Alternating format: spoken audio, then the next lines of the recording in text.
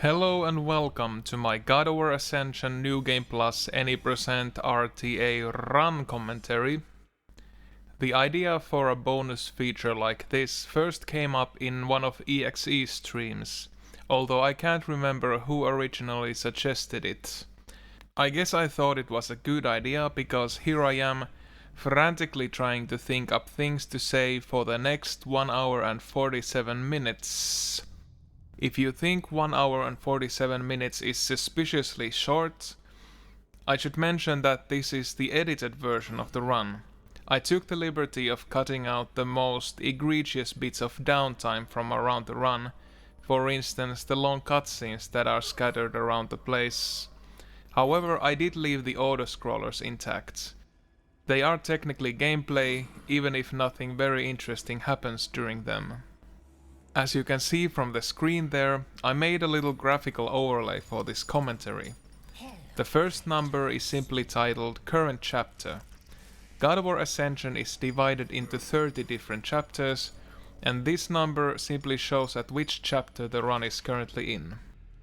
The second number is Failed Tricks, and it's basically a number that increments by 1 whenever I fail a trick, nothing more to it than that. And the third number is Crashes and Softlocks Averted.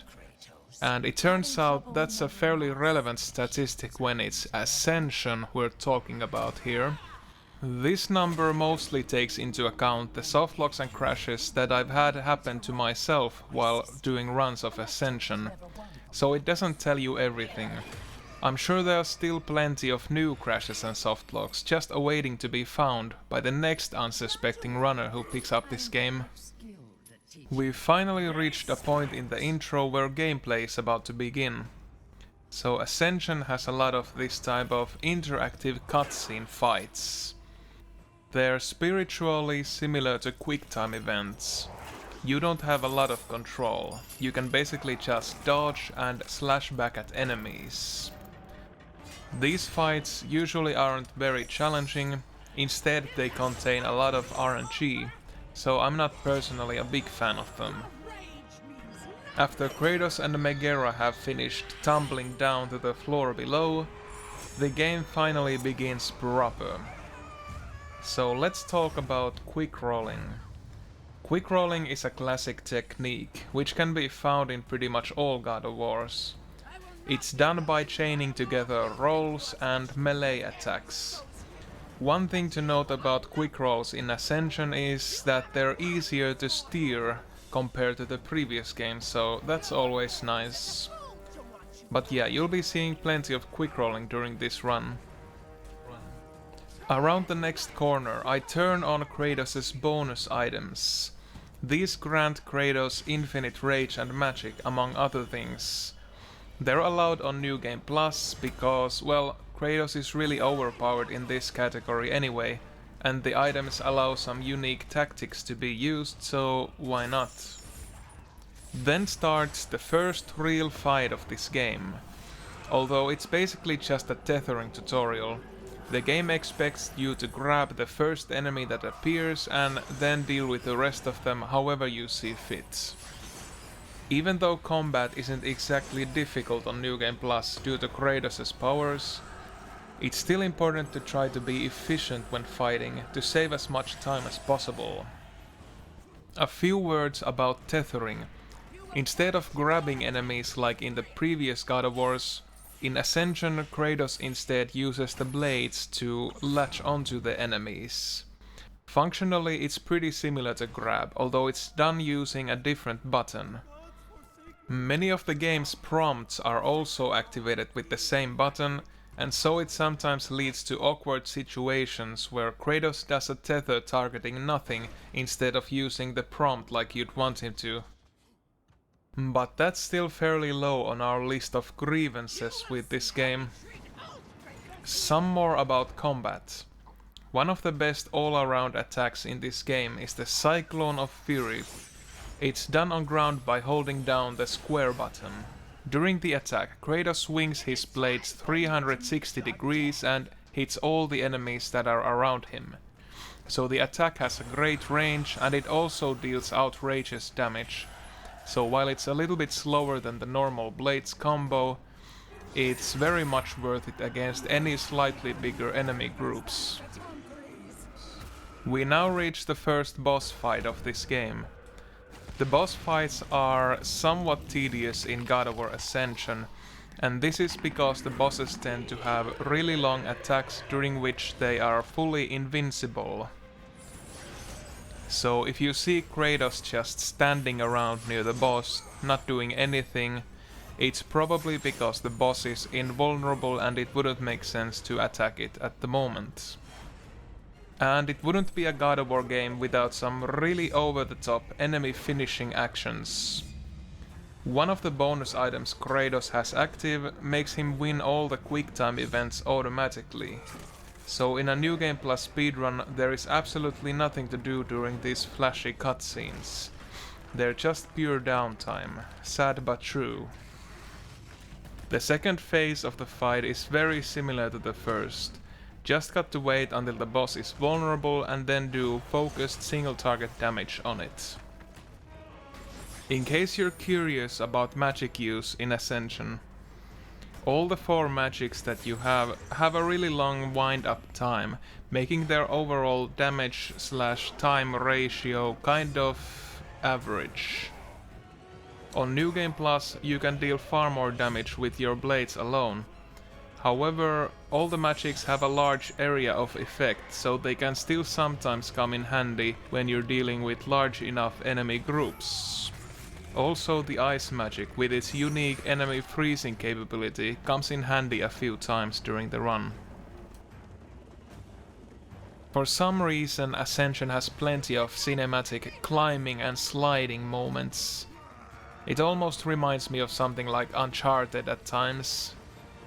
These sections are pretty trivial and, as far as I'm concerned, just some more downtime to add to the pile. So, Chapter 2 is about to begin, and it does so with a sewer level, because a sewer level is what all good video games need.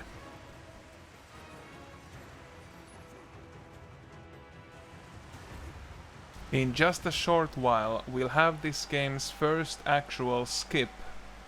A technique called Broken Destiny Jump is used to skip a part of the climbing and reach a switch early.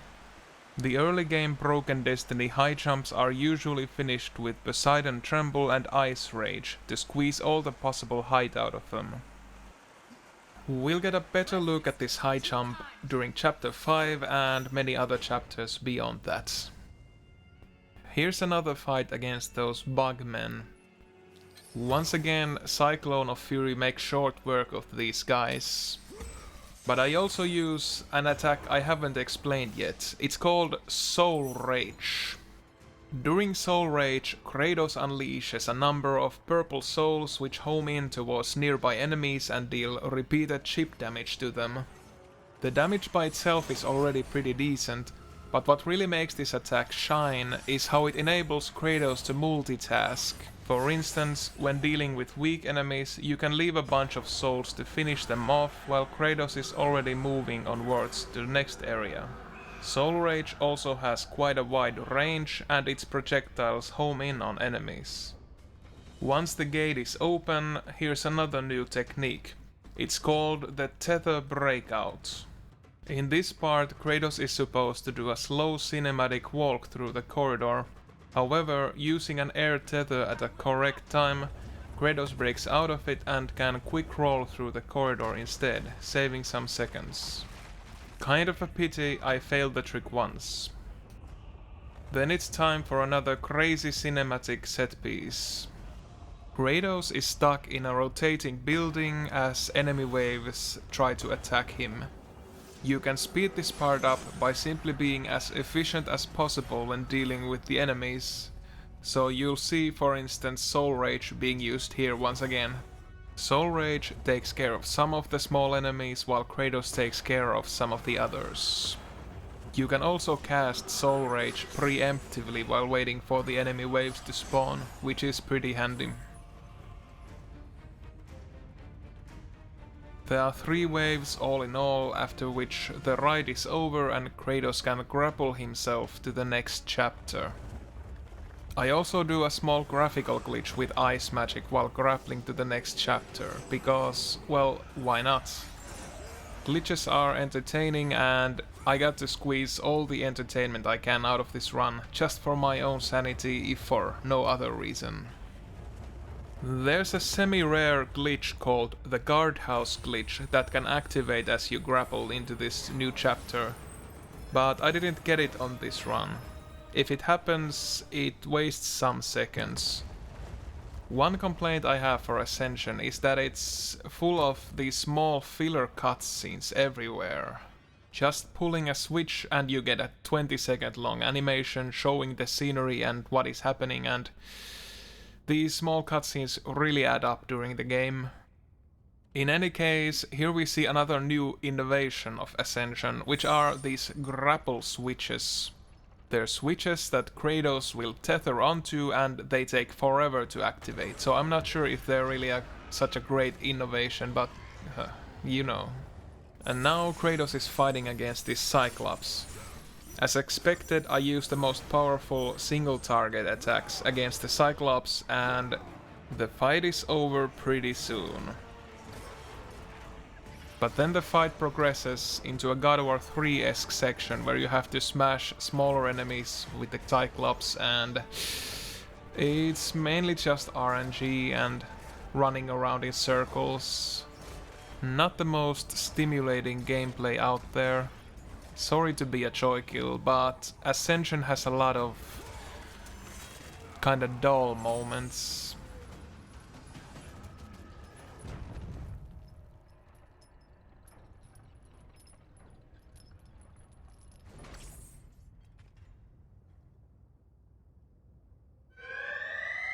Don't be alarmed now, but the game will crash if Kratos uses the grapple point and lands on the other side too quickly.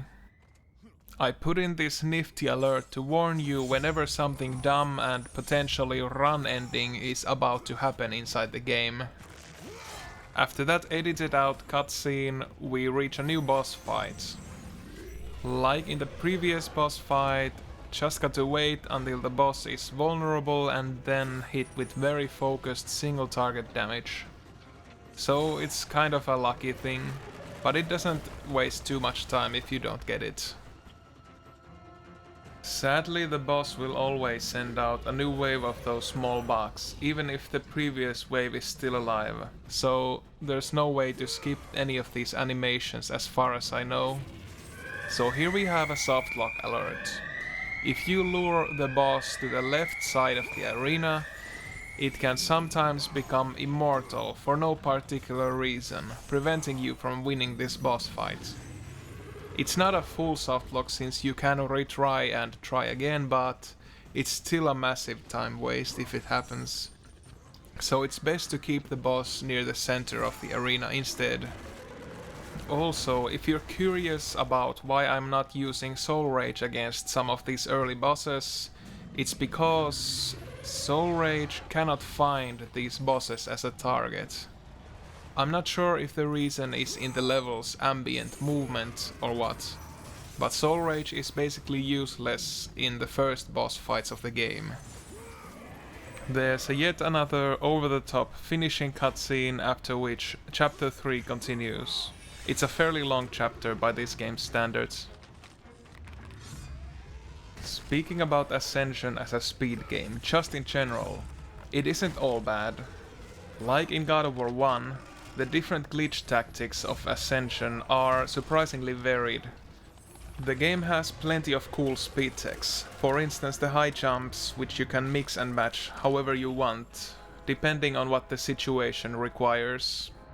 Ascension also has several completely unique glitches, like the Poseidon Tremble ledge magnetism, which we'll see in the run later on. Softlock alert.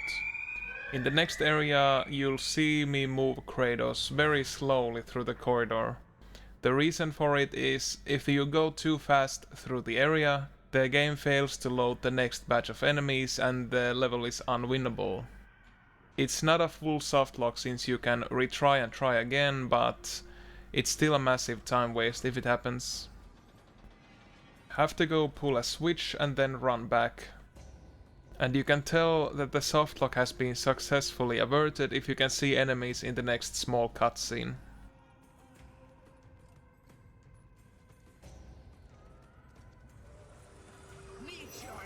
The bug dogs are a new enemy type in this part of the game, but there's nothing really special about it. You've seen dogs in the previous God of War games too, they're very similar. Like with other groups of fairly weak enemies, Cyclone of Fury and Soul Rage are the best tools for dealing with these fights. The big elevator is the central set piece of the second half of Chapter 3. Sadly, there isn't much you can do to speed this part up. So I earlier mentioned the positive sides of Ascension as a speed game. As for the drawbacks, well, I'd say there are three main reasons why Ascension isn't a great speed game. One is the amount of downtime it has. I already mentioned the filler cutscenes and the weird sliding and climbing sections earlier. Those are one example of the downtime this game has. But the downtime also manifests as things like autoscrollers, of which there are quite a few in this game. I did a rough calculation to find out just how much of an Ascension run is downtime, where nothing too interesting happens. And the number is fairly unflattering, around 50%. This means that for every God of War Ascension speedrun there is about 70 minutes where nothing interesting happens. That sounds pretty brutal, but in all fairness, the cutscenes to gameplay ratio of the God of War 1 New Game Plus run isn't that much better. That run is about 32 to 35% downtime. Just a quick mention, there are things I call fake grapple points in God of War Ascension. They look like normal grapple points, but you can latch onto them by simply holding down R1 when you're near them. This allows you to latch onto them frame precisely when they become active, if you just hold down R1 when they appear. I use this tactic at maybe 4 or 5 points around the game. The second factor that holds Ascension back as a speed game is the bugginess. There are more game-breaking glitches and random bugs in Ascension than in any other God of War title. You just never know what will happen when you play Ascension. I remember one time I was on record pace and the game threw me an all-new softlock during the final boss fights. So in other words, if you enjoy surprises, Ascension might just be the game for you. Here's the second time I used Tether Breakout in this speedrun. In this case it doesn't save any time, but at least it glitches up the upcoming cutscene. During some rare moments in the game, the cutscene Kratos and the playable Kratos are two separate entities. The breakout lets me regain control of playable Kratos, so I can start doing high jumps or other random stuff in the background of the cutscene. While it doesn't save any time, as far as I'm concerned, it's an absolutely necessary trick to learn for this speedrun. So, we reached Chapter 4 now. And it's one of the most boring chapters in the entire game. It starts with yet another fight against those small enemies we fought before, nothing new on that front. From there it progresses into a very long autoscroller, and it finishes with a downright absurd amount of cutscene. Chapter 5 is where the run really starts picking up the pace, but for now I'll probably just ramble on about unrelated topics, because there isn't too much to mention about the run itself right now. Oh yeah, I was still talking about the goods and bads of Ascension as a speed game. It's a very subjective thing of course, but personally I think Ascension has the most difficult speedrun out of all the games that I've run so far. Some of the speed tactics in this game are difficult to the point of almost being random.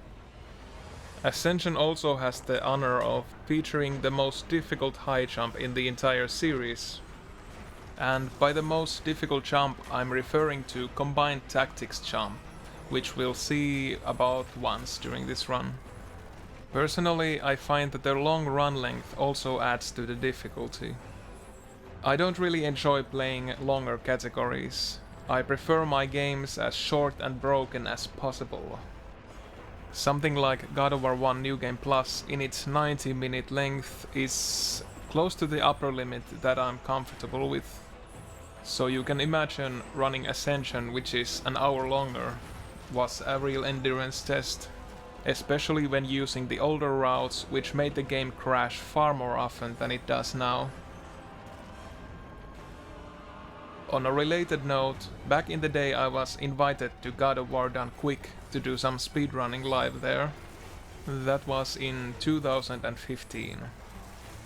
So in the end there were a bunch of reasons why I couldn't go there, but one of the most critical reasons I think was that Ascension simply wasn't ready as a speed game back then.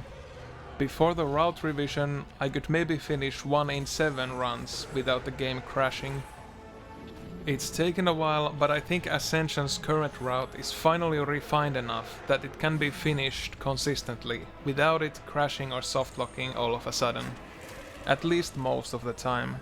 And also the runner has to know how to avoid the most common pitfalls of the game. So Ascension is at its best as a speed game as it's ever been, but it still comes with some caveats.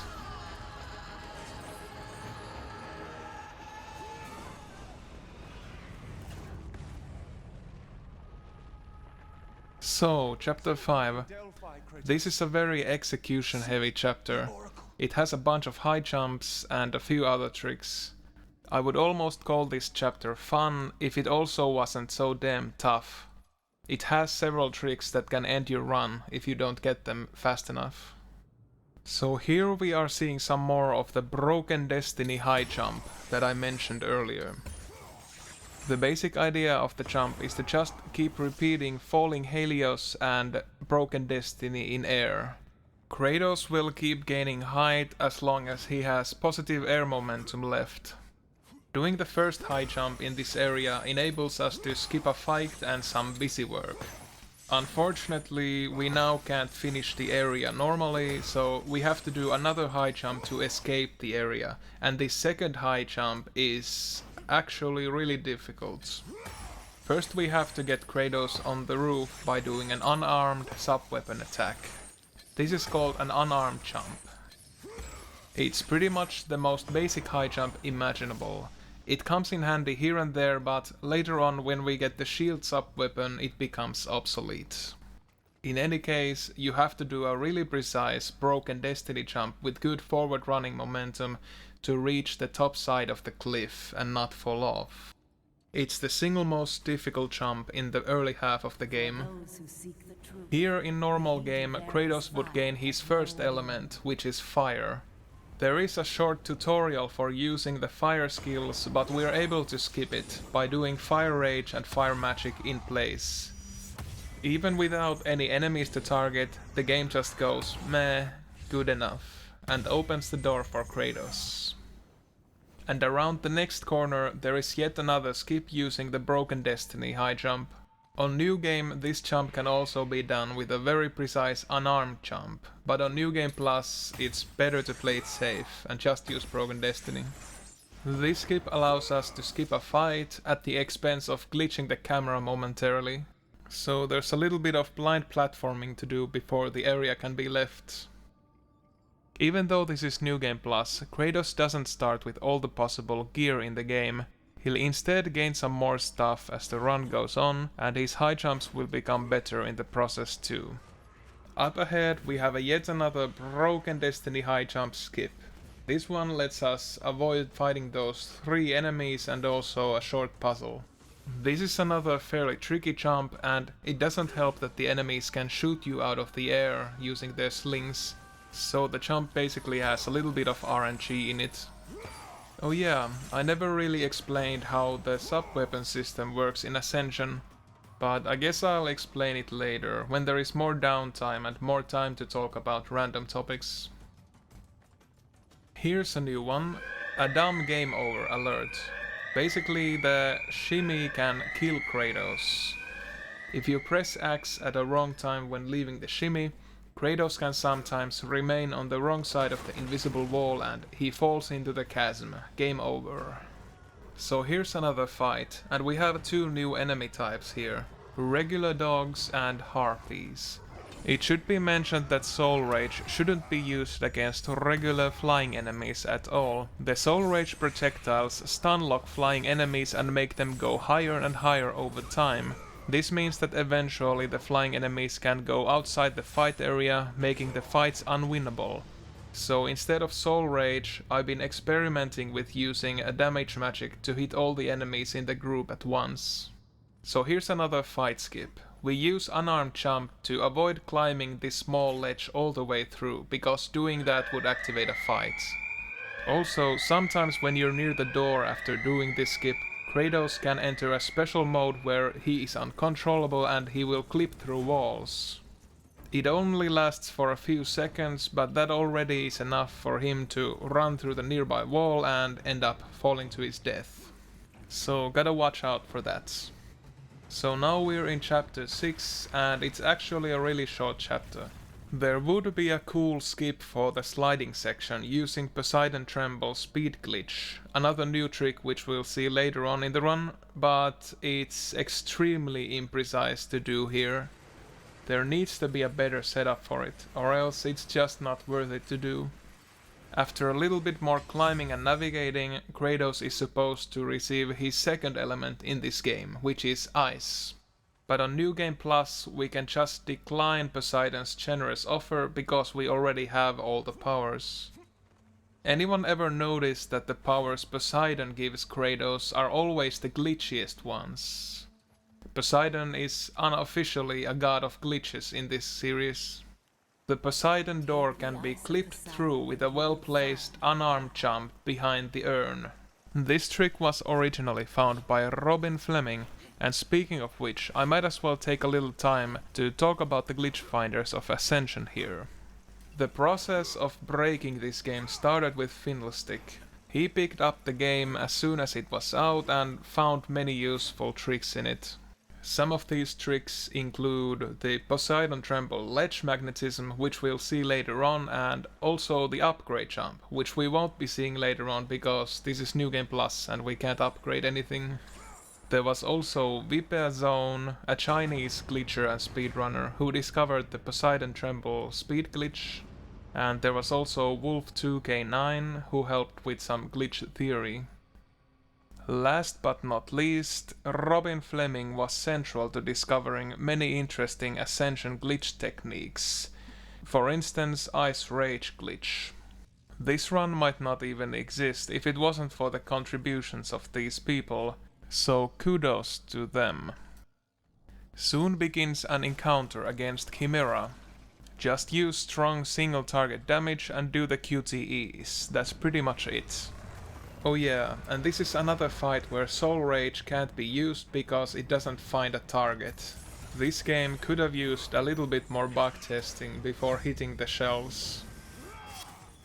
Chronologically speaking, Fiddlestick quit playing Ascension fairly early on, and well, so did I. But for better or for worse, I later returned to Ascension and for a while soloed breaking the game. So quite a few tricks in the run and also many of the optimizations are my handiwork. But overall the run is still something of a work in progress. This game just doesn't inspire dedication.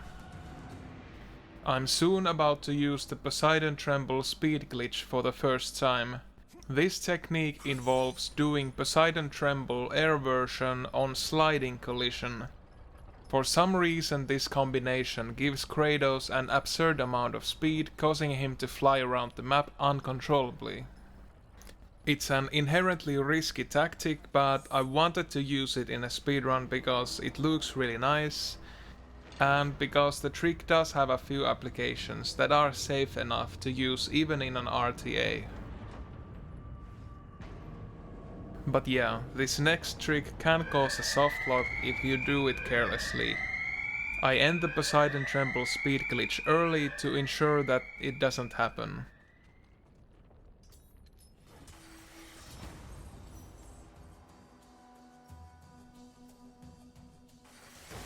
We now enter in a fight against some new enemy types. There are shield satyrs and also manticore hatchlings. Ice magic is really useful here because it both knocks the shields off the satyrs and it also shatters any nearby flying enemies, at least most of the time. If any of the flying enemies do not become killed by the ice magic, as a backup plan you can try to ice rage them, because that also instantly shatters them. However, a word of warning. There's a thing in this game called the ice rage glitch. If you try to ice rage one of the flying enemies in this fight, but miss and accidentally hit those manticore eggs instead, you can softlock the game. Kratos tries to target a dead enemy using the ice rage, which makes the game think it is alive. So the fight never ends and you're stuck. So that's why I don't use ice rage in this fight anymore. Also, it's really important to pick up a shield for Kratos while we're at it. It's arguably the best sub-weapon in the game and, not coincidentally, the glitchiest one as well. It's the key for doing some unique glitch techniques later on in the game.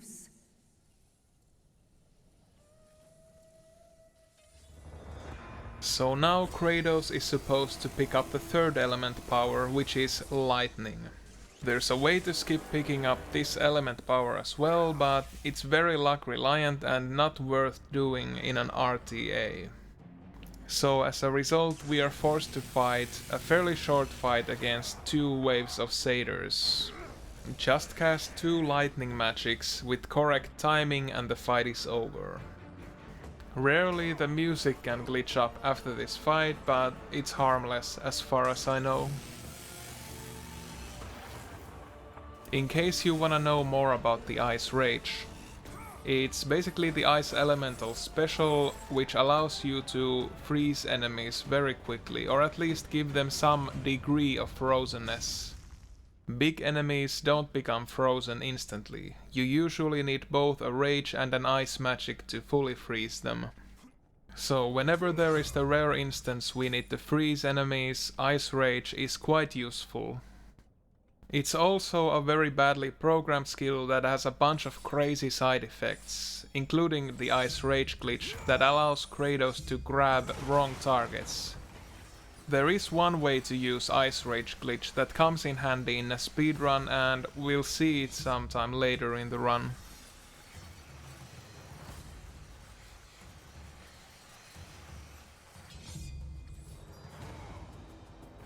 In this next fight, we once again face off against manticore hatchlings and also some stray dogs. Ice Rage is far more useful here than it was before, and you can just use it to insta-kill any hatchling that comes close enough. All the elements have their own unique rage skill. Soul Rage and Ice Rage are the most useful ones in a speedrun. The Fire Rage sees some use around the speedrun because of its fast ability to knock off shields from enemies. The Lightning Rage, however, it's really bad. I don't think anyone should ever use it for any purpose whatsoever.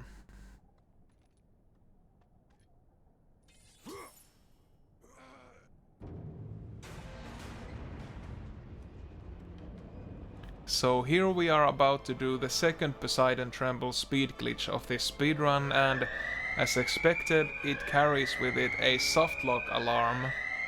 If you steer Kratos poorly and also have bad luck, it's possible to become checkpointed in the nearby chasm.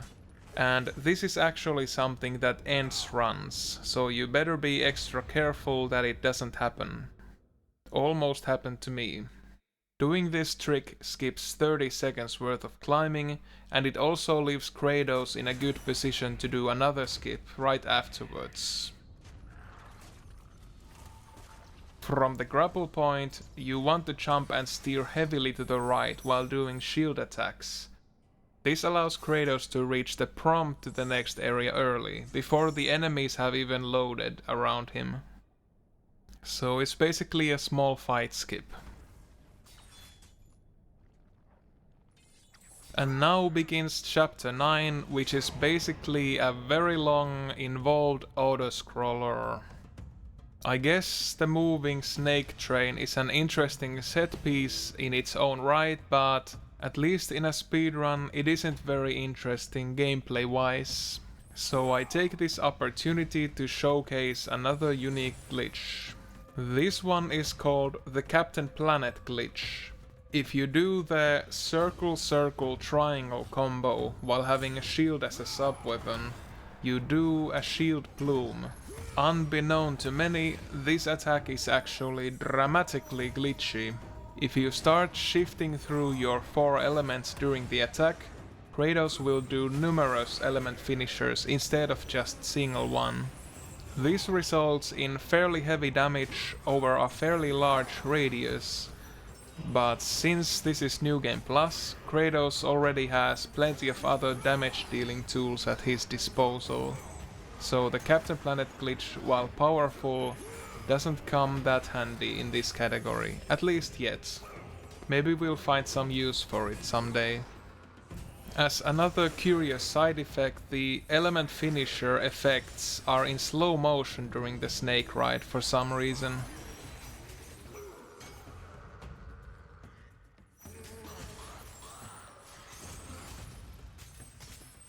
The monotony of the snake ride is occasionally broken up by random grapple point or climbing sections.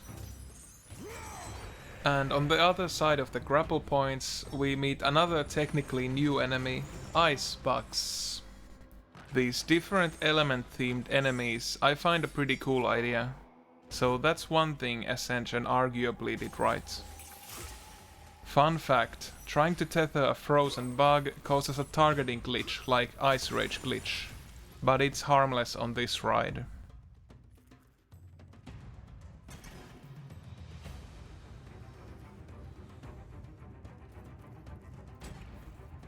After using the grapple point, there's a small lip of collision that Kratos can sometimes get stuck to when doing quick rolling. If you get stuck for too long, it's a dumb game over, hence the alert. Fortunately, the last checkpoint was only 10 seconds ago, so it's not a too big time loss if it happens.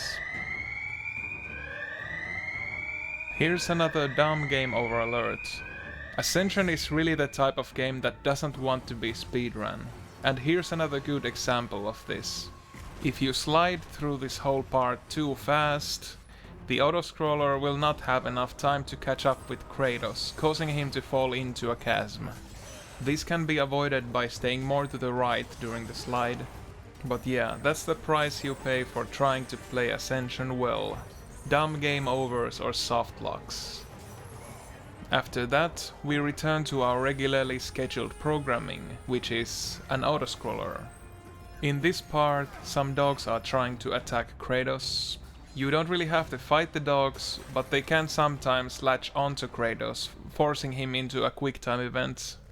The grapple point on the wall there is a fake grapple point, which means it's pretty easy to latch onto even with all the enemies around Kratos. Just got to hold down R1 and it happens automatically.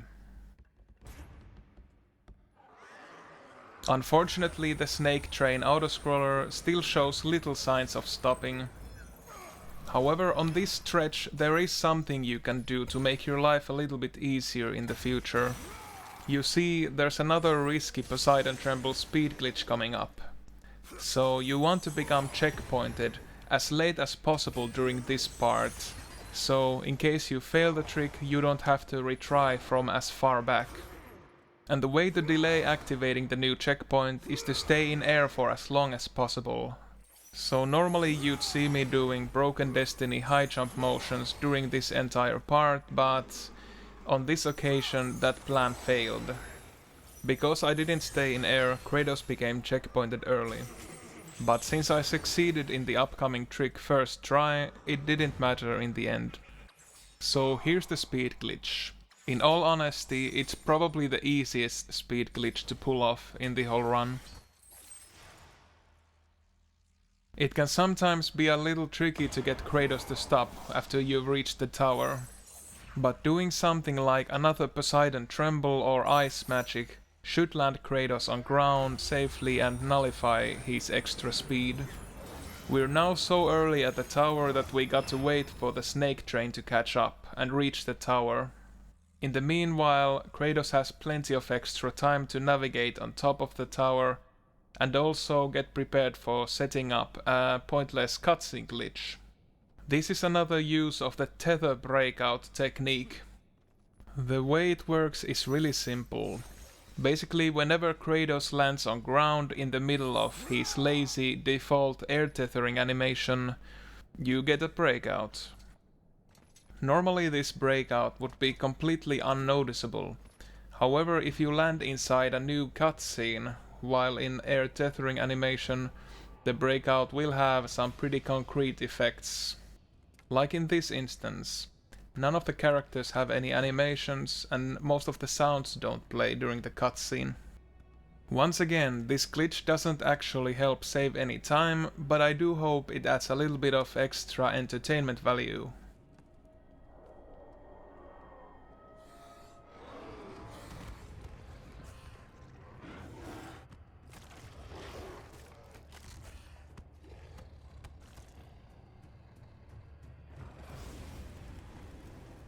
So here we have to fight the game's first Manticore. It's a fast-moving aerial enemy, so the best single target damage air attacks are my choice for this fight. The homing Soul Rage attack is also really useful because the Manticore tends to move around the place at such great speed. I never mentioned it prior to this, but on New Game Plus the rage attacks can be used quite well as counters. These attacks come out pretty fast, Kratos deals decent damage with most of them, and also Kratos is invulnerable during their whole animation. The Manticore lands on ground during the second phase of the fight. But the best tactic is still just doing strong single target damage against it. If you're unlucky, the Manticore will breed some hatchling enemies during the fight. It's basically an attack that results in some new enemies swarming the place. Having to kill those extra enemies usually wastes a little bit of time, but it didn't happen on this run. And then it's just a whole lot of nothing until chapter 10 begins.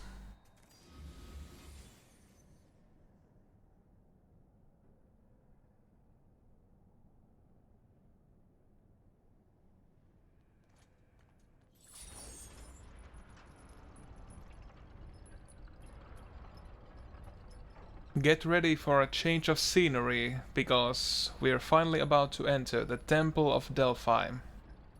This is another fairly action-packed segment of this game, and it also features the single biggest sequence break that exists in this game so far.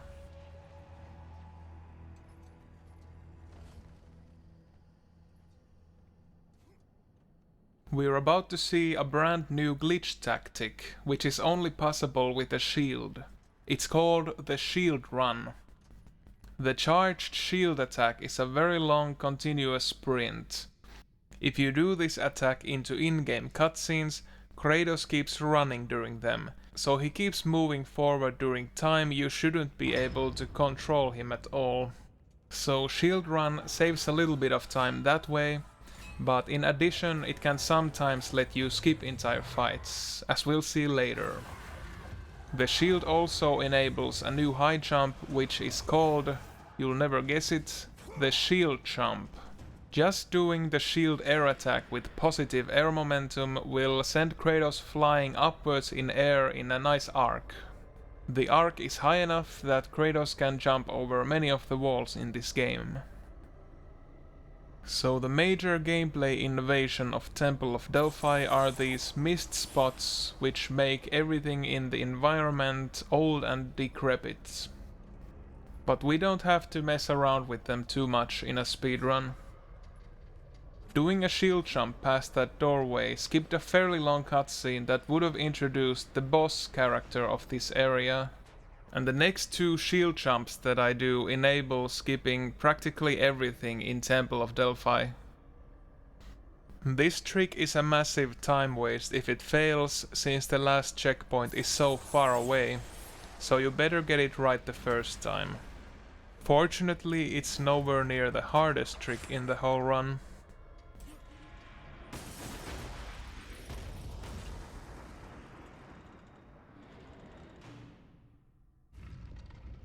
After those fairly glitchy looking results, we descend down to the lowest floor of the temple, where we face off against the boss, Castor and Pollux, or however you pronounce it. This level starts with a fairly crazy platforming section.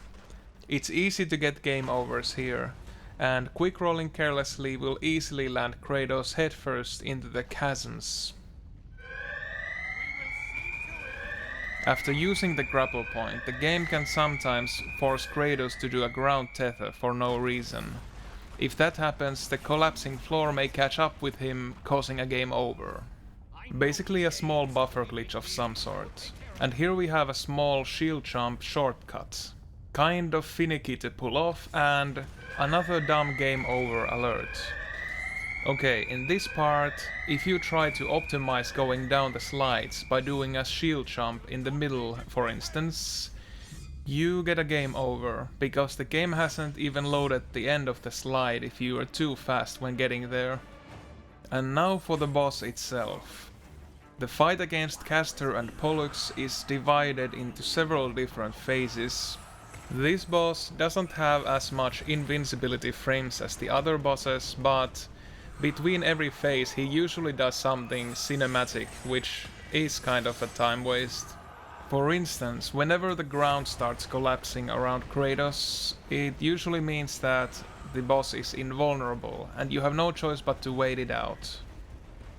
As for your combat options in this fight, since Castor is just a single target, a very focused single target damage would be the way to go. However, the boss also moves around the place really fast and slows down time, so it can be really difficult to land your melee attacks on him. Once again, a decent alternative is to spam Soul Rage, because the homing damage that the Soul Rage does is very reliable. So this way you can keep doing decent damage to the boss even if he has teleported away or slowed Kratos down. The strongest attack in the game for single target damage seems to be the Falling Helios. I try to use it against the boss as much as possible, but it has a worse range than the Cyclone of Fury Air version, so it's kind of hard to hit with it consistently. It should be mentioned that if you spam buttons carelessly during this whiteout, Kratos can sometimes break out of the ensuing cutscene and you get a softlock. At least this one is fairly easy to avoid by not pressing anything during the whiteout. A few extra words about the Cyclone of Fury Air version. It's one of the strongest single target damage attacks. It's not very similar to the ground version. It does less damage than Falling Helios, but it has a slightly better range, so it has its uses. After giving this guy enough of a beatdown, he enters yet another phase where he turns all psychic and starts levitating around the place. Once again, Soul Rage comes in very handy, due to its large range and the fact that the soul projectiles can home into the boss no matter where he is in the area. And now I've pretty much ran out of things to say about this boss fight. So let me talk a little bit about what happens after the boss. Here Kratos finally acquires the Amulet of Ouroboros, which allows him to control time at specific locations around the game. Basically it's a puzzle trinket, but it can be also used against enemies to slow them down momentarily. And the amulet also has the unintended side effect of making our high jumps much better than they were before. It's generally just a nice thing to have.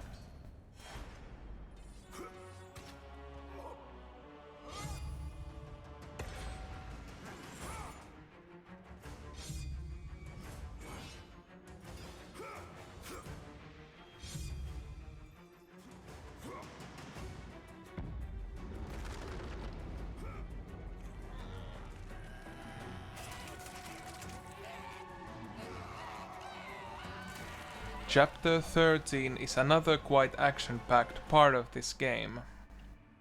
It starts off with a few shield jumps.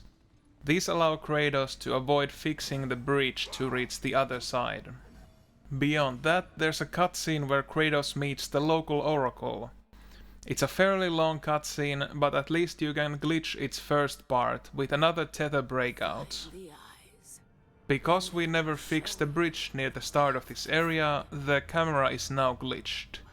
It won't follow Kratos, so you have to do a little bit of blind platforming. Fortunately, this part is pretty simple once you know the level layout. I guess almost all God of War runs have some type of blind platforming in them, but I guess it can't be helped.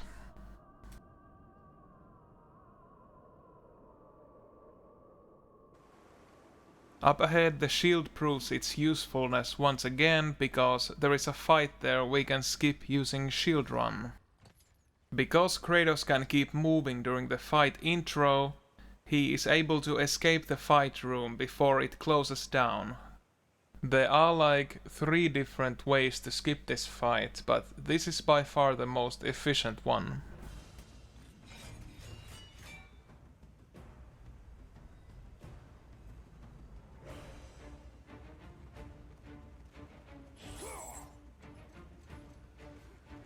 Here's the first time we actually see the amulet in action. Kratos will reverse time and fix an old breach that way.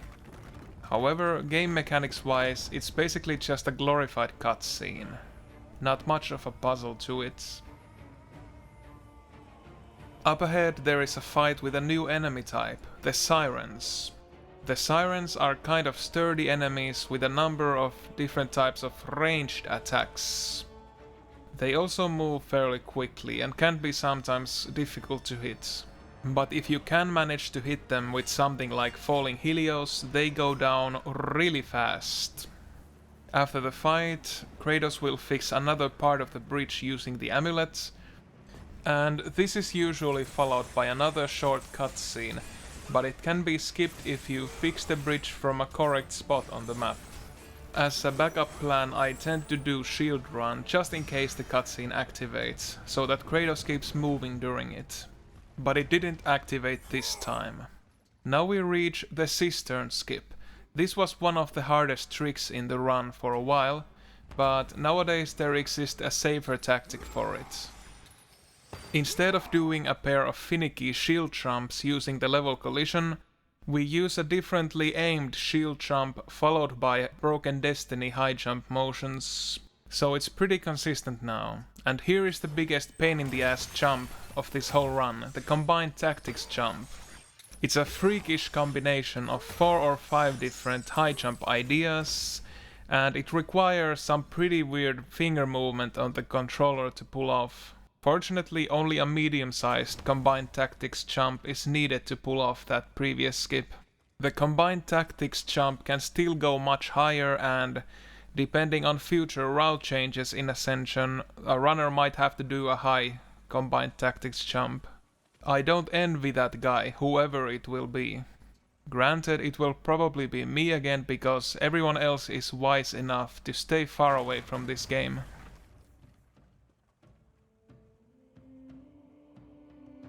It's possible to skip this water wheel intro with a well-placed shield jump, but I failed that skip. So that's a pretty annoying time loss. Now we have to fix this water wheel using the amulets. Fortunately, this puzzle can be streamlined a bit using continuous shield jumps to reach the highest level early. Nothing much else to say about this part. To be perfectly honest, I could have done that one previous skip without combined tactics jump, since there are alternatives. But hey, using the pain in the ass jump is the fastest and most stylish, and thus the best option. We can skip a part of the water wheel ride by rolling or jumping off the water wheel during the screen transition. However, if you do it wrong, you will softlock the game. And this is another run-ending softlock. Fortunately, it's easy to avoid once you know the secret to it. So this is the grotto. Only one short level features water in Ascension, and this is it. So you could objectively say that Ascension is a pretty dry game. Get it? Because it has so little water in it.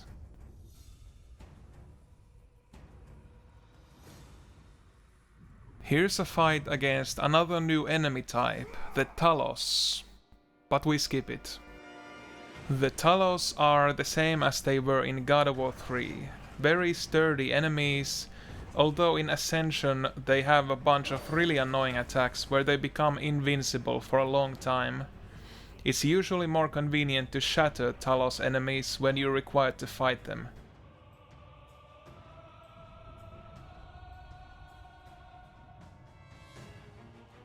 A little bit of delightful swimming later, there's another new glitch tactic. This tactic is called slightly higher double jump, and it does exactly what the name suggests. You combine the slightly higher double jump and a shield jump, and you can get over this wall to the right. And the reason we want to do that is to activate swimming glitch. Yes, everyone's favorite God of War glitch is used in the Ascension run, but only for about 10 seconds. That is the harsh lot of Ascension runners. From there, the game's utterly nonsensical narration takes us back to the prison of the damned, where we face off against our first Cerberus. Well, I guess we met one enemy of this type already in Temple of Delphi, but I forgot it was even a thing since we skipped that fight. The Cerberus is another fairly boring enemy to fight. It too has at least 2 long attacks during which it is completely invulnerable. Like with other bigger enemies, we could try to shatter Cerberus to avoid this extra waiting. However, doing that is not 100% reliable. And it wouldn't help in this fight anyway because it's a timed fight. A very subtle form of autoscroller. So I try to focus my attacks on the bug men instead, because killing them is one of the factors that drives this timed fight forward.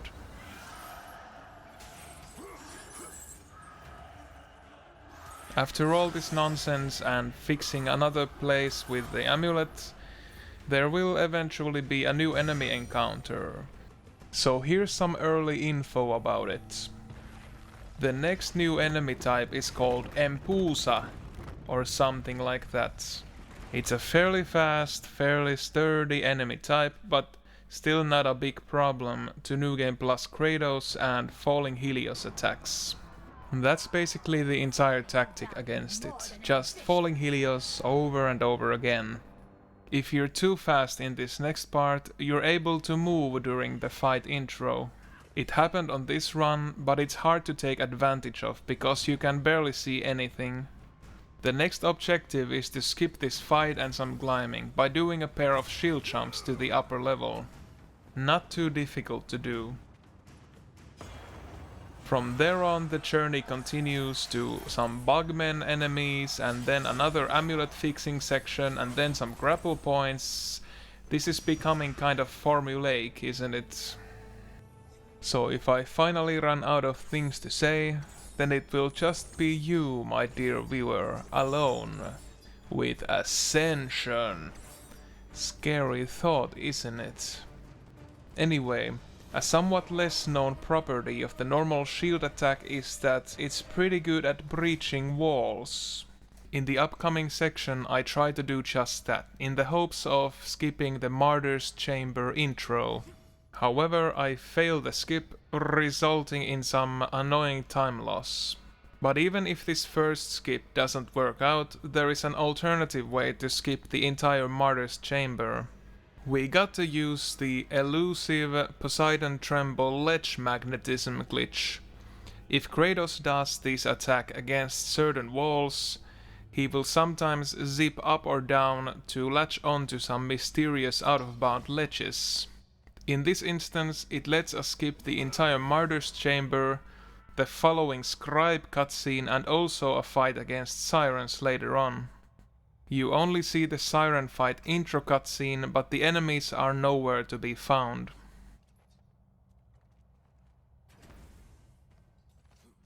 Since we went through that previous area so fast, nothing is actually loaded outside that door.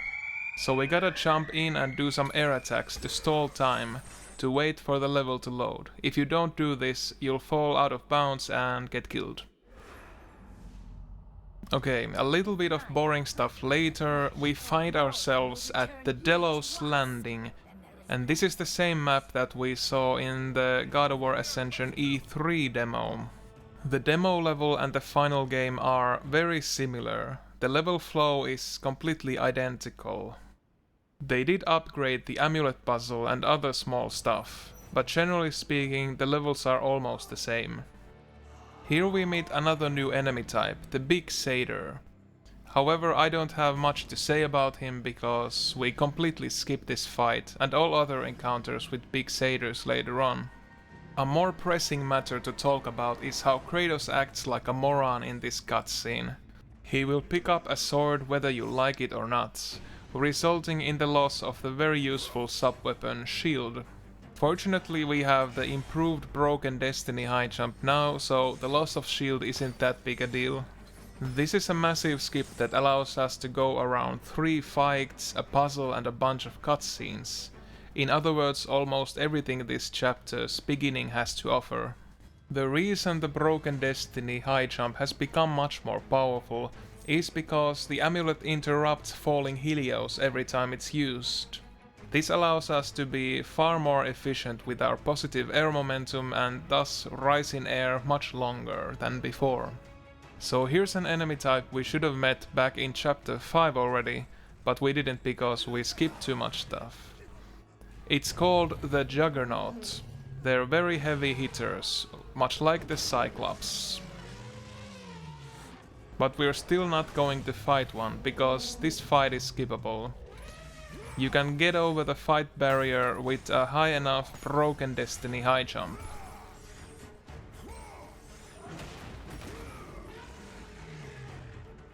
Next up is a very useful yet very finicky skip that can become impossible to perform if you play this level in a wrong way.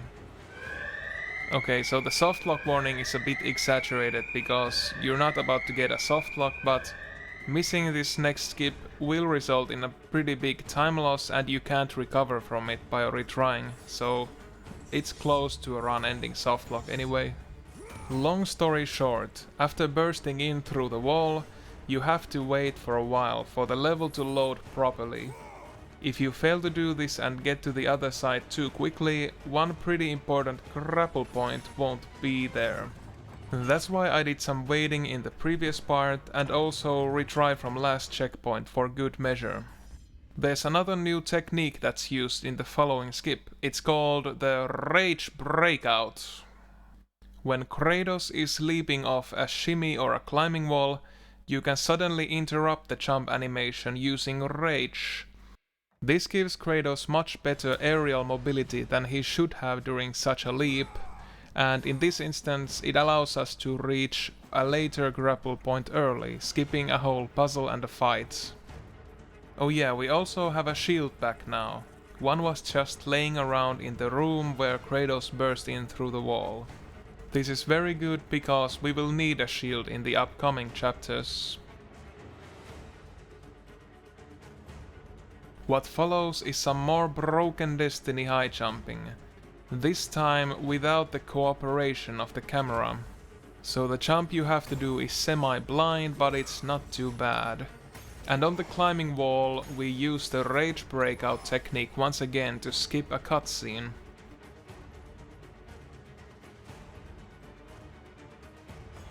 Our series of back-to-back skips continues with a bunch of shield jumps that let us get into the fight arena early, after which some more shield jumps to reach the grapple that leads to the exit of the area. Unfortunately, our reward for clearing that previous level in record time is yet another autoscroller. In this one, Kratos has to stand around in a slowly moving, suspended platform while he is assailed by harpies. We could actually skip this whole autoscroller if we could just do a fast and efficient enough long jump heavily to the left. But for now, we just have to sit and wait for most of the ride, and only at the very end do a small long jump to skip the last hurdles of it. The correct timing for the shield jump is kinda difficult to get, and the harpies don't make things any easier since they're another type of enemy who can latch onto Kratos and cause a quick time event all of a sudden. So I prefer keeping the harpies frozen towards the end of the ride, just so that they don't get in the way. It's a very humiliating time loss if you don't get this jump right. The last checkpoint was at the very start of the autoscroller, so you basically have to sit through it twice in that case.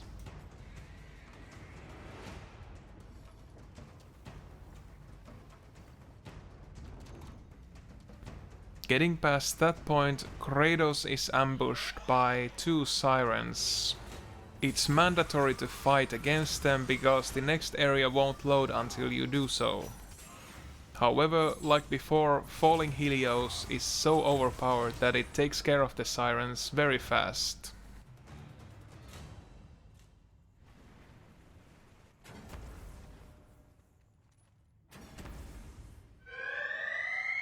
Okay, so you see the cogwheels up ahead? If you out of habit try to do quick rolling on top of them, Kratos will simply fall down and get killed. So don't roll anywhere in this area.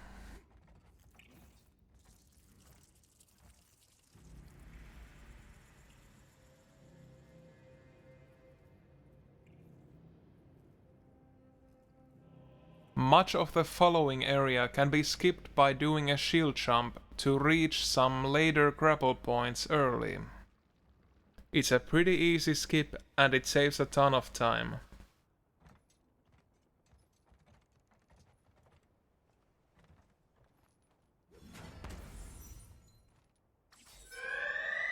One thing to take note of though, if you don't wait in the menu a few seconds during this last bit of wall smashing, Kratos will fall into unloaded nothingness and get killed, so make sure to wait a little bit. In the upcoming section, I use the rebounding air momentum of the shield jump to go under a certain wall. This results in some heavy graphical glitches in this place and also the upcoming boss fight. Also, remember to wait a little bit before trying to use the grapple that leads to the boss arena. If it's not there, Kratos just falls into the chasm. Also make sure to do the jump from as left as possible, or else the grapple point might not load. But yeah, these are some glitched boss arena graphics. Looks pretty nice, doesn't it? As for the boss fight itself, it once again consists of quite a many different phases. At the very start of the fight, Kratos faces off against these generic Spartan soldier illusions. They can all be defeated at once by just casting a single lightning magic at them. And that's the end of phase 1. In the upcoming phases, Megara herself enters the fray. Many of the previously seen tactics still apply here. I try to use strong single target damage from falling Helios or Cyclone of Fury whenever applicable. Besides that, I also keep a Soul Rage or two active at all times for some passive damage. Many of the Spartan enemies drop javelins when they die. The game is gently trying to tell you that you should pick up a javelin sooner or later during this fight. This is because pretty soon Megara will enter a phase where only ranged attacks can hit her, and javelin is actually a projectile sub-weapon. However, in a New Game Plus speedrun it's better if you don't pick up a javelin because that will just replace your shield, and we still need a shield for a lot of things in this run.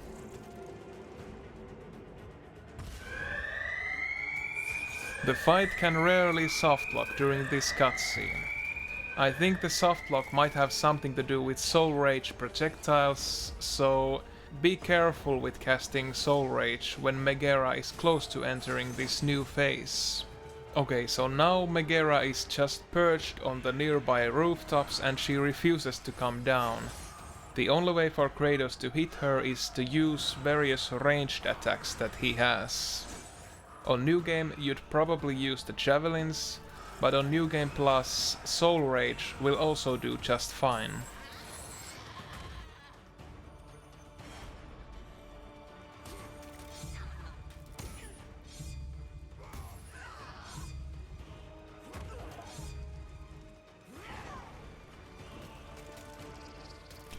Before the fight continues, there's a short minigame against Tisiphone's pet bird. There isn't much to say about this encounter. You just got to evade its attacks and slash back at it.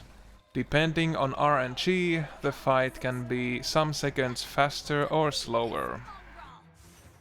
So, how are the Furies as villains in God of War Ascension? Personally, I don't like them that much. They're little more than cackling Saturday morning cartoon villains. Not particularly convincing or memorable.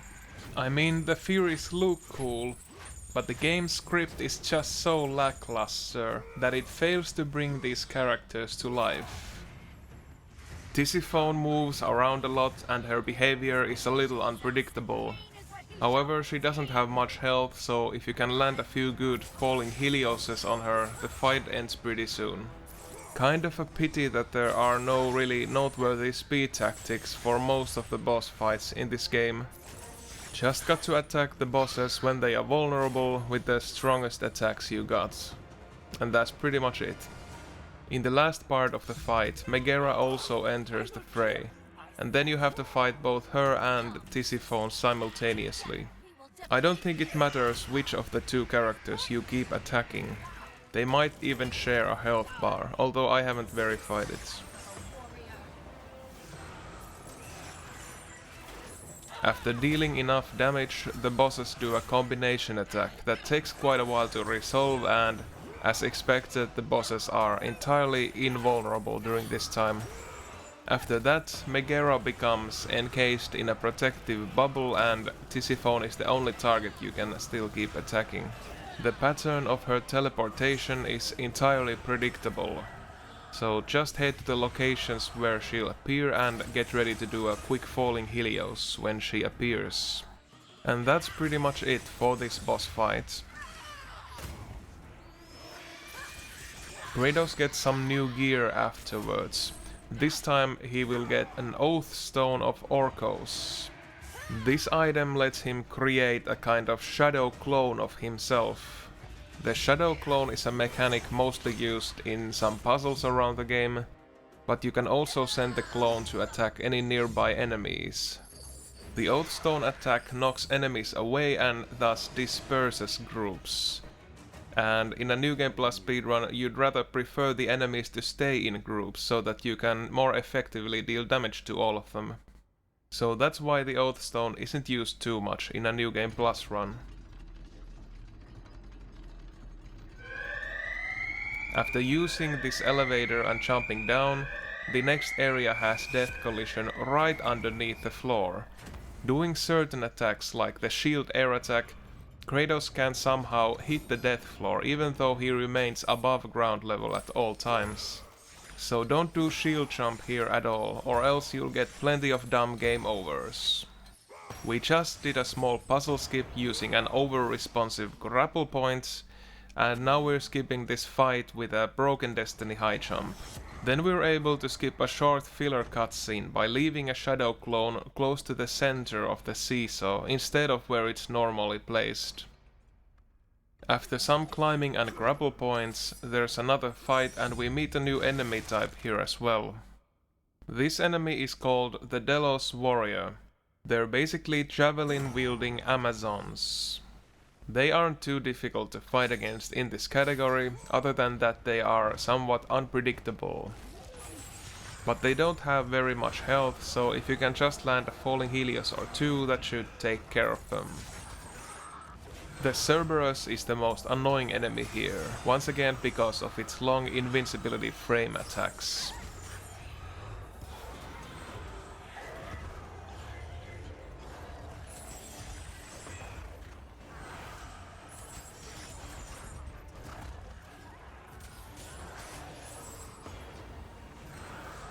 After the fight, there is a short puzzle where you fix the chain outside the fire elevator. Sometimes after fixing the chain, its collision is glitched up, so you have to break the chain and fix it again to get past it. It's an annoying time waste if it happens. To get around this random time waste, I usually repair the chain fully before finally solving the puzzle.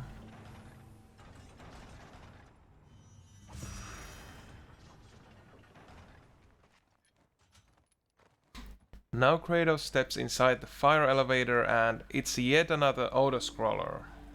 Like the autoscroller on the moving platform with the harpies attacking, this one too is in theory optional. If we could just jump high enough, we could probably skip this entire elevator ride. Unfortunately, the highest jumps we have in Ascension either rely on doing an upgrade or throwing away your shield, and neither of these options is viable at this point. So we gotta sit out most of the ride and only at the very end do a shield jump to skip a little bit of this whole ordeal. Some enemies spawn during the ride, but they don't really have to be fought at all. I guess the risk exists, so I'll mention this. If you cast the air version of the lightning magic on this elevator ride, if the floor catches up to Kratos, he will become stuck in the lightning magic animation for good. So that's kind of another pseudo softlock you have to retry to get yourself out of. But yeah, that's all I got for this elevator ride.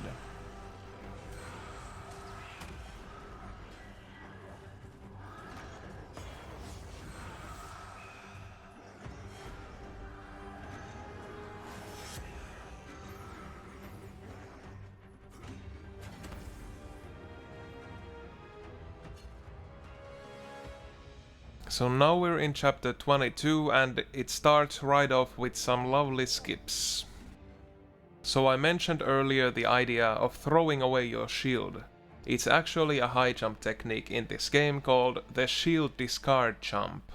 You can buffer a glitched attack after throwing away the shield, which makes Kratos float in air.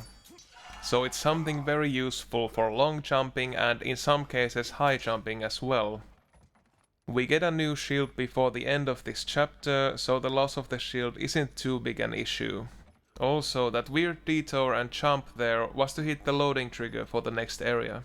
After jumping down, here's a point where Kratos is able to get a new shield for himself. It might be tempting to use the Oath Stone attack here to knock the shield off the shield satyr's hands. However, if you do that and the Oath Stone attack is still active when you reach the next area, the game will crash. So I just used the Fire Rage attack for this purpose instead. Kind of funny, but Kratos is also slowed down for a moment there due to the amulet's influence on the shield satyr. In any case, after getting the shield back, you're able to skip the rest of the fight by doing a jump over the fight barrier. And now we're at the furnace, which is one of the most miserable parts of this entire game. This is the level that ended most of my runs when I was still running the old route for Ascension. But first things first, there's a fight against Cyclops and a bunch of Manticore hatchlings. I'm pretty happy about this fight tactic. I first wake up all the hatchlings by breaking the correct Manticore eggs. Then when the enemies are all in a group, I cast 2 ice magics to shatter the flying enemies, and it also freezes the Cyclops so that it can be quickly shattered at the end. After the fight, a door opens up and we get this coal pot to move around the place. And here I use the potentially very hazardous technique called Ice Rage Glitch for the first time in this run. The Ice Rage glitch allows me to move this coal pot around this level much faster than normally. However, doing it more than once increases the chance of the game crashing pretty soon. Using Ice Rage glitch too much here was one of the problems of the old route of Ascension. Maybe you could use it some more in a segmented run, but in a RTA it's not worth the risk. Aside a small shortcut or two, there isn't much to say about the puzzle here. So maybe I'll finally tell you about the sub-weapon system of Ascension in the meanwhile. All of the sub-weapons are temporary in Ascension, You pick them up on the field, use them however long you want, and at the end you can throw them away. None of the sub-weapons can be upgraded, so their power won't increase during the game and they become more and more obsolete the further in you go. You're usually better off using blades instead of sub-weapons in this game, especially since sub-weapon attacks don't really build up rage either. To make the new sub-weapon system even more pointless, there are barely any unique combo possibilities between blades and the sub-weapons. Shield is the only sub-weapon to take seriously during a New Game Plus run. Just don't leave home without it and you'll be fine.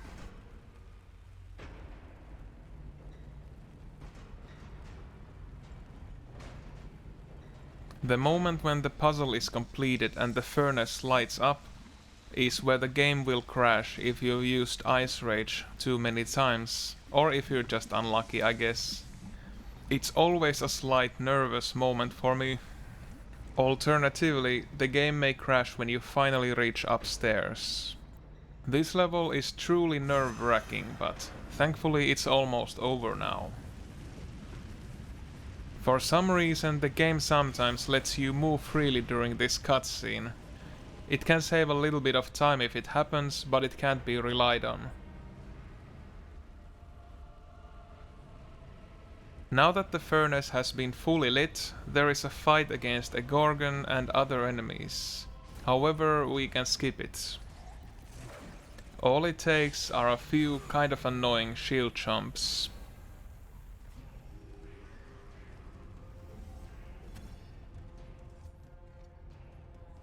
There are a few manticore hatchlings flying around in the highest floor, but they don't have to be fought. Kratos can just unleash Soul Rage to keep them occupied while he clears the platforming in the area.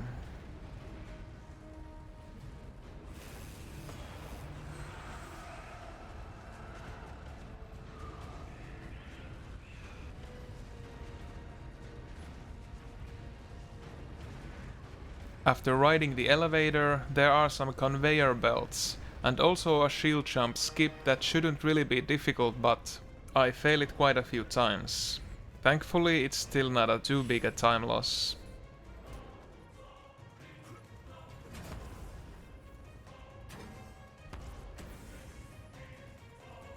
On the second floor, there awaits a fairly big skip. It's pretty annoying to pull off, but there are more than one ways to get enough height to do it. I first try a broken Destiny high jump, but that kinda simmers off. So I improvise and do a quick shield discard jump to get the height needed. Doing this is not a problem, since the enemies in the upcoming fight drop some more shields. Speaking of which, this whole next level is one massive fight gauntlet. It takes forever to beat, even on New Game Plus, with all your overpowered skills and endless soul rage. There will be satyrs of various types and also juggernauts. The general tactics are the same as always before.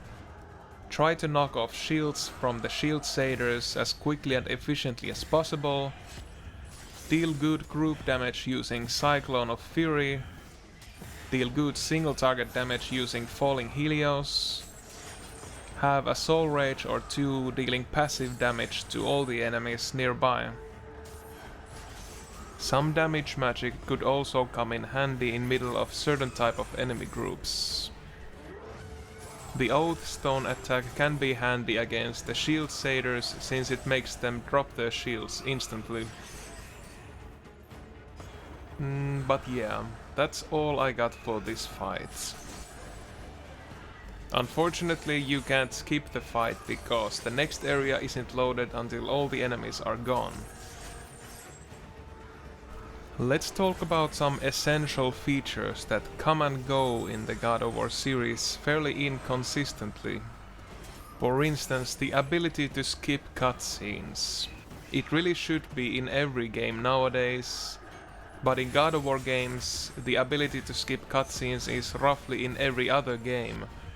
You couldn't skip cutscenes in God of War 1, you could skip cutscenes in God of War 2, at least on bonus play. You couldn't skip cutscenes on God of War 3, And to its credit, you can skip the pre-rendered cutscenes in Ascension too. So if there is some truth to this pattern, it means that the next God of War game won't have skippable cutscenes. Oh dear.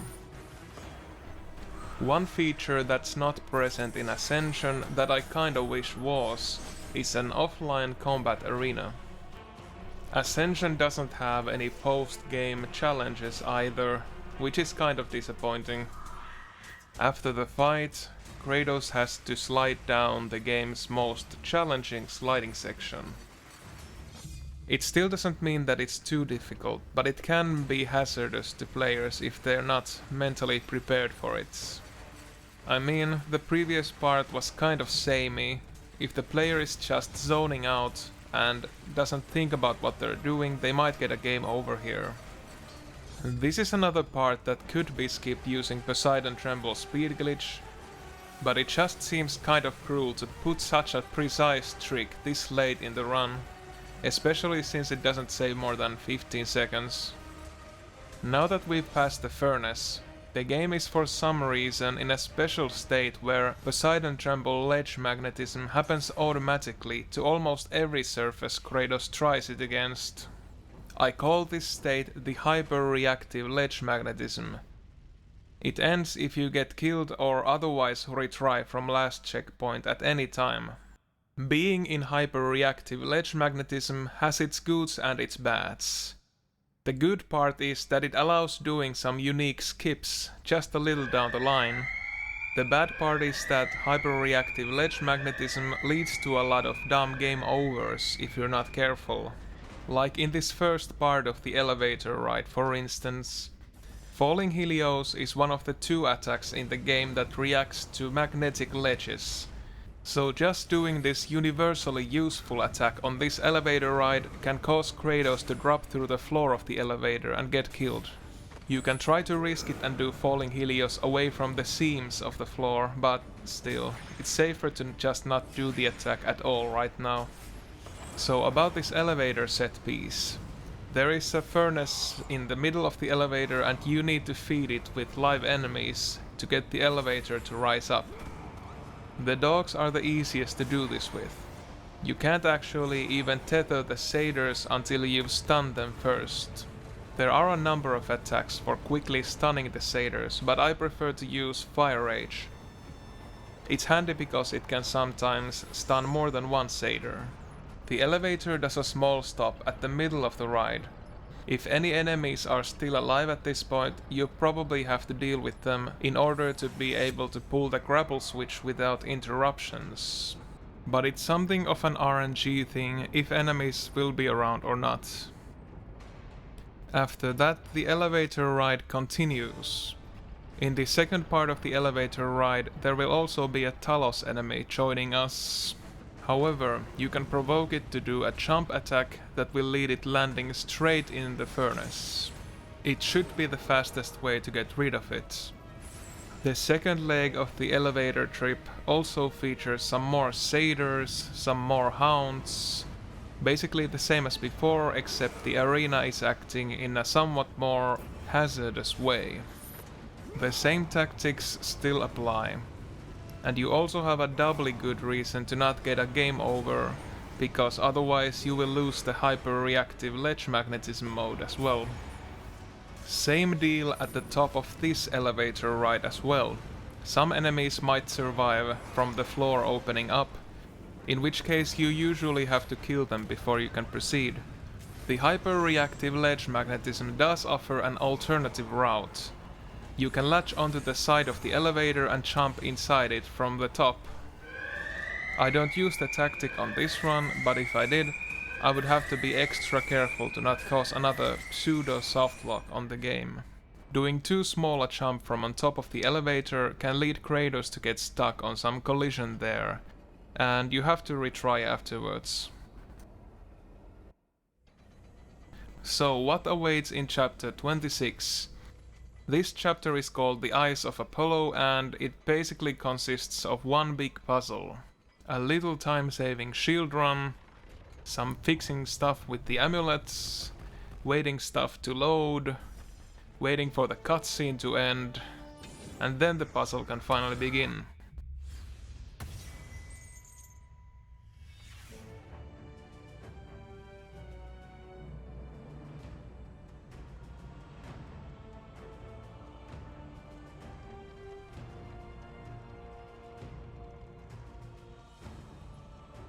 Thanks to shield jump and some other fairly unorthodox means, the puzzle can be solved in less than a minute. Skipping the entire puzzle by reaching the exit ladder early is not an option because that will crash the game. There are a ton of different ledge magnetism spots in this level, and you could in theory use them to save some seconds here and there, but they're very finicky to use, so maybe in a segmented run. I don't think I have anything much to mention about the rest of the puzzle. Afterwards there's a long ladder Kratos has to climb and then some more cutscenes.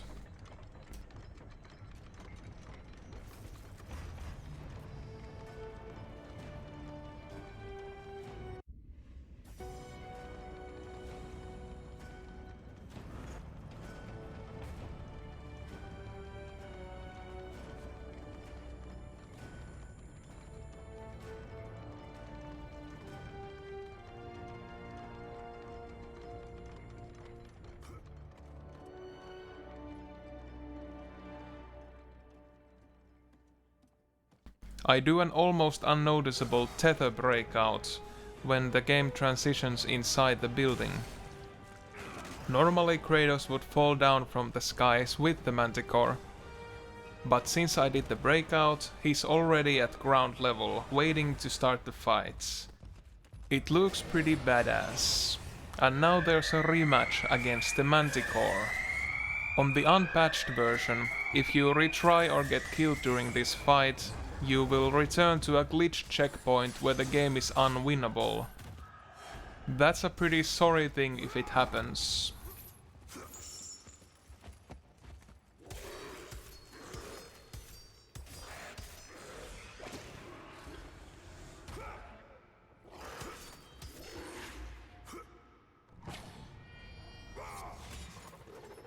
Shield run saves a little bit of time in the upcoming sections.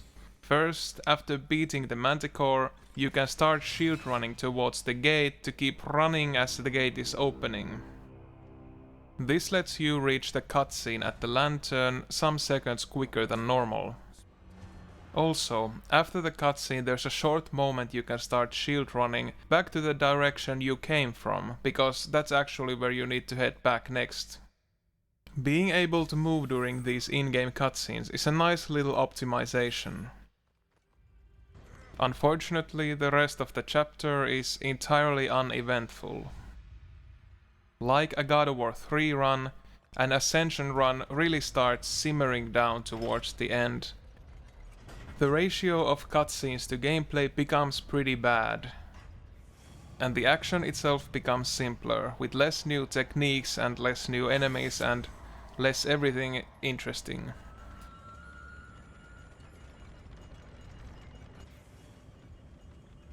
Chapter 28 would probably be very challenging and interesting in many other Ascension categories, but that's not the case in New Game Plus. This chapter features another long fight gauntlet, and the fight is considered by many to be the most difficult one in the entire game. There are 3 waves of enemies which Kratos has to take down without any checkpoints and barely any healing. The fight is, as you'd imagine, pretty effortless on New Game Plus, but there's still the matter of optimizing it. Especially the first wave is very chaotic, so it's difficult to be efficient about it. We also get the last new power for Kratos, the Eyes of Truth. The eyes aren't a particularly useful item. You get them so late in the game, and their effectiveness in combat is pretty limited. I don't think any speedrun category will use the eyes for anything but the mandatory puzzle sequences. If you've played well and haven't got a game over, the hyper-reactive ledge magnetism is still active during this fight.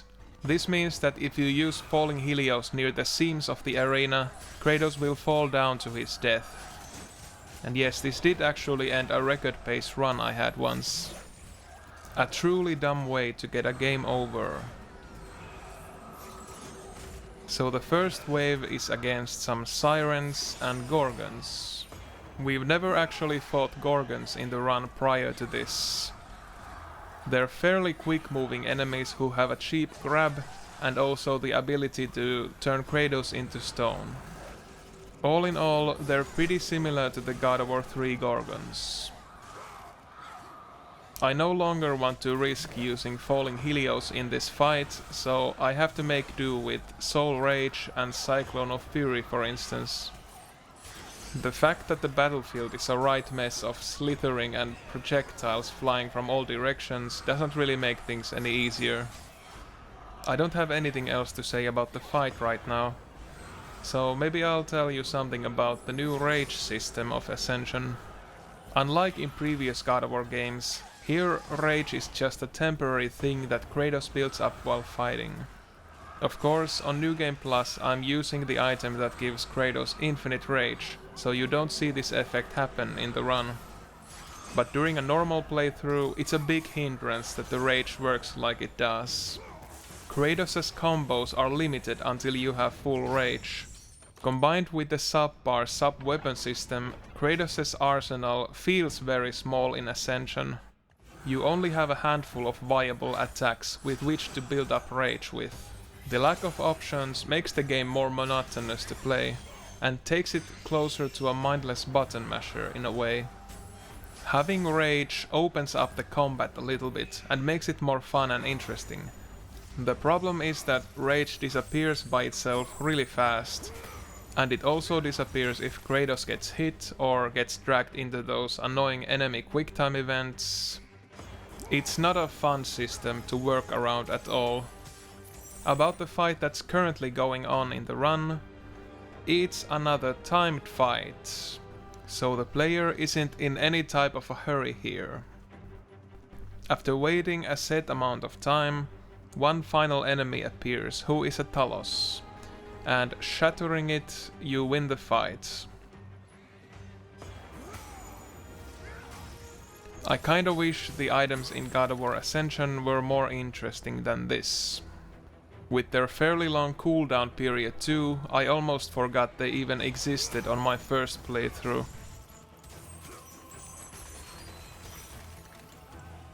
I'm sorry the commentary is getting more and more sparse, but there's so little interesting going on in the game right now.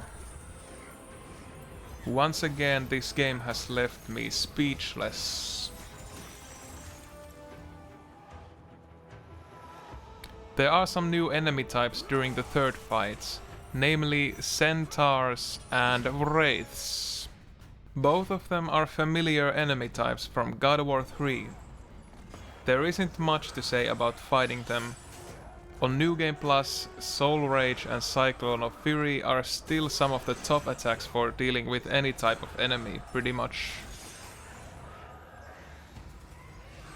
Did you guys ever try out Ascension's multiplayer? I never got around to it. But if I had to guess, I'd say that playing the multiplayer would be more fun than running the single player. After the fight, there's just one more puzzle to solve and then this chapter is done for good. If I had to rate Ascension single player, I would give it 5 out of 10. It has cool art direction and set pieces. The music is good and the controls are smooth. Everything else in the game though, not that awesome. From the unbalanced combat, to the disjointed story, to the general bugginess of it all. It's clear that the single-player campaign lacks some much-needed polish. There's a small speed tactic here when rotating the wheel, but I wasn't feeling sure about it, so I didn't use it in this run. Would have saved a few seconds.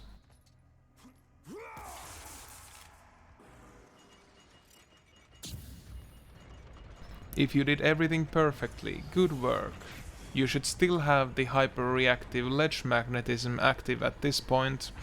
This means that you can skip a very long grapple switch right at the start of chapter 29.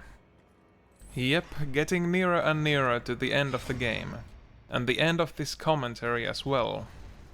Speaking English is damn hard work. I kind of hope that this doesn't become a regular thing. So here's one last Empusa encounter in this game. It's pure filler. While you could get over the invisible wall and reach the door early, the next cutscene isn't loaded, so it isn't useful. So, what else is new?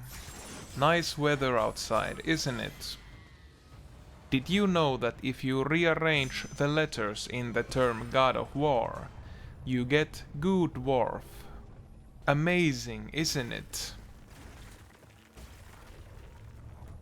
And so begins the last chapter of this game.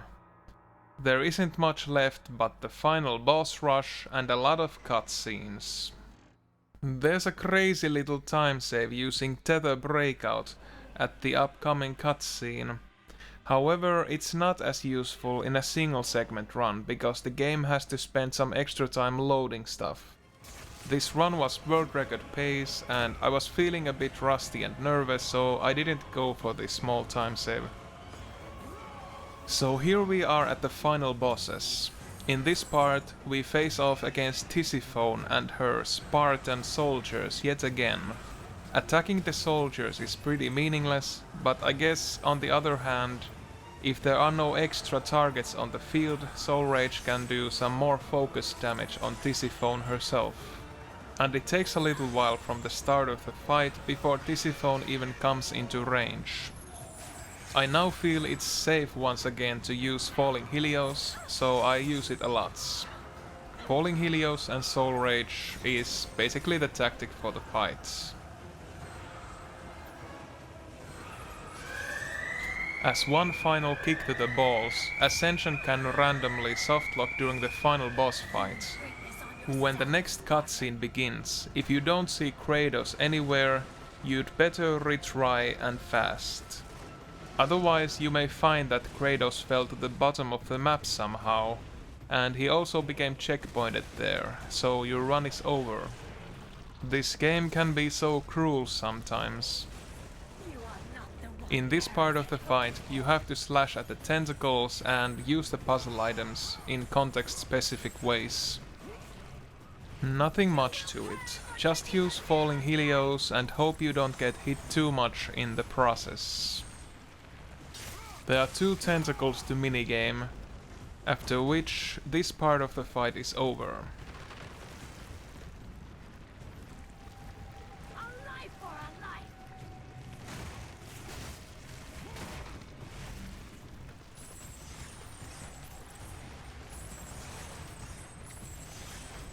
I guess I could have added a dumb game over alert to this sliding section.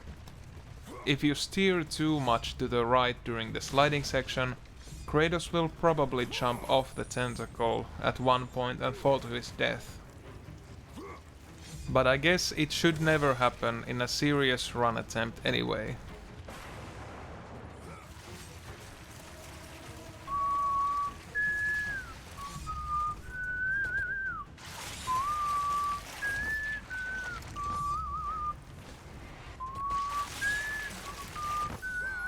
Oh.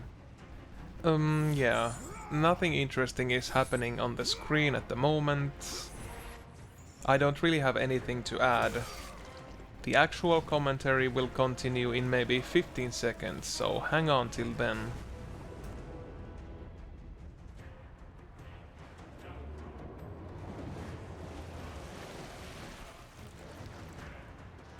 The actual final boss has a downright bizarre weakness to Soul Rage.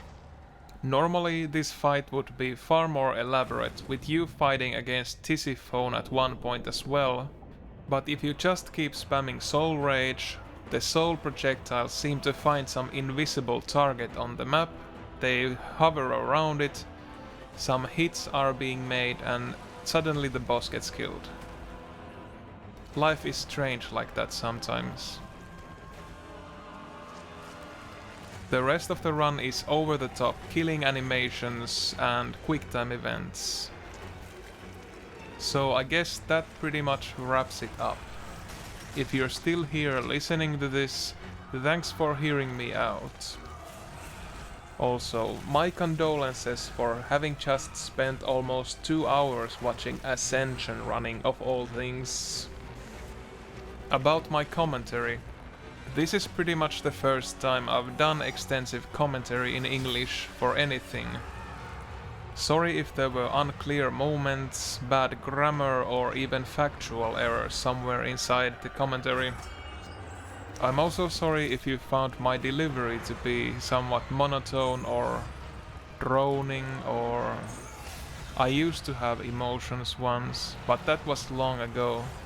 Long ago before I started playing Ascension.